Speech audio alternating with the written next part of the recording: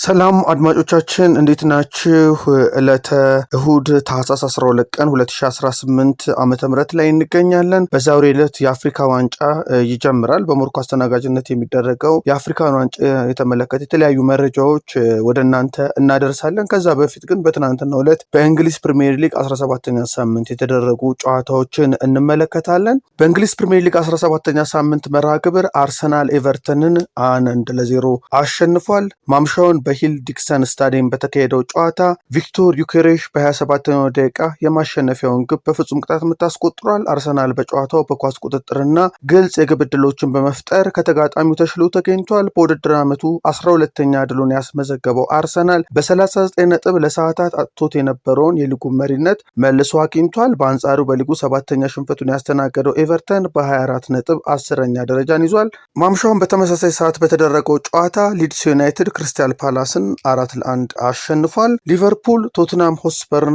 አሸንፏል። በቶትናም ሆትስፐር ስታዲየም በተደረገው ጨዋታ አሌክሳንደር ኢሳቅ እና ሁጎ ኢኬቲኬ የማሸነፊያ ጎሎቹን አስቆጥረዋል። ሪቻርልሰን ለቶትናም ሆትስፐር ብቸኛውን ጎል ከመረብ ላይ አሳርፏል። የቶትናሞቹ ዣቪ ሲመንስ እና ክርስቲያን ሮሜሮ በቀይ ካርድ ከሜዳ ወጥተዋል። በሊጉ 9ኛ ድሉን ያስመዘገበው ሊቨርፑል በ29 ነጥብ ደረጃውን ወደ 5ኛ ከፍ አድርጓል። በአንጻሩ በውድድር ዓመቱ 7ኛ ሽንፈቱን ያስተናገደው ቶትናም ሆትስፐር በ22 ነጥብ 13ኛ ደረጃ ላይ ይገኛል። በእንግሊዝ ፕሪሚየር ሊግ 17ኛ ሳምንት ሌላው የተደረገው ጨዋታ ማንቸስተር ሲቲ ዌስትሃም ዩናይትድን 3-0 ያሸነፈበት ነው። በኢትሃድ ስታዲየም በተካሄደው ጨዋታ ኤርሊንግ ብሮት ሃላንድ 2 ግቦችን ሲያስቆጥር ቲጃኒ ራይንደርስ ቀሪዋን ጎል ከመረብ አሳርፏል። በሊጉ 12ኛ ድሉን ያስመዘገበው ማንቸስተር ሲቲ ነጥቡን ወደ 37 ከፍ በማድረግ አሁንም በሊጉ መሪ አርሰናል ላይ ጫና ማሳደሩን ቀጥሏል። በአንጻሩ በውድድር ዓመቱ 10ኛ ሽንፈቱን ያስተናገደው ዌስትሃም ዩናይትድ በ13 ነጥብ 8ኛ ደረጃን ይዞ ወራጅ ቀጠና ውስጥ ይገኛል። ሃላንድ በሊጉ ያስቆጠራቸውን ግቦች ወደ 19 ከፍ በማድረግ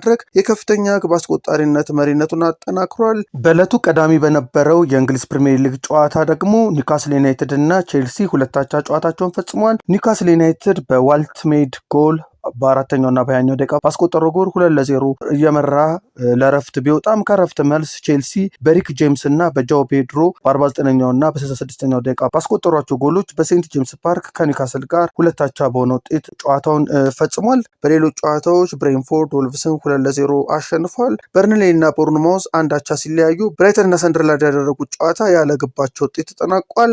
በዛሬው ዕለት ቀሪ የእንግሊዝ ፕሪሚየር ሊግ 17ኛ ሳምንት ጨዋታዎች ሲቀጥሉ ምሽት 1 ሰዓት ተኩል ላይ አስቶን ቪላ ከማንቸስተር ዩናይትድ የሚያደርጉት ጨዋታ ሲጠበቅ ከዛ ቀደም ብሎ ከቀኑ 11 ሰዓት ላይ ፉልሃም በሜዳው ኖቲንጋም ፎረስትን ያስተናግድና 17ኛው ሳምንት የእንግሊዝ ፕሪሚየር ሊግ መርሃ ግብር መቋጫውን ያገኛል ማለት ነው። የአፍሪካ ዋንጫን የተመለከቱ ዝግጅቶችን በቀጣይ ደግሞ ወደ በኋላ ላይ የምናደርሳችሁ ይሆናል። መልካም ረፋድ። ሃሚንግ ስፖርት በሀገራዊና ዓለም አቀፍ ስፖርታዊ ጉዳዮች ላይ የሚያተኩር ዝግጅት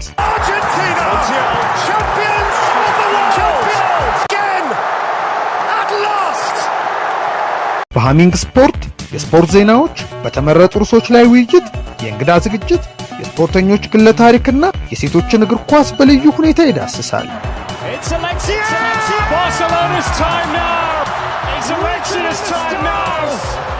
ሃሚንግ ስፖርት ስፖርትን ቀዳሚ ዘይቤ በማድረግ ስኬትን በተግባር እናረጋግጥ።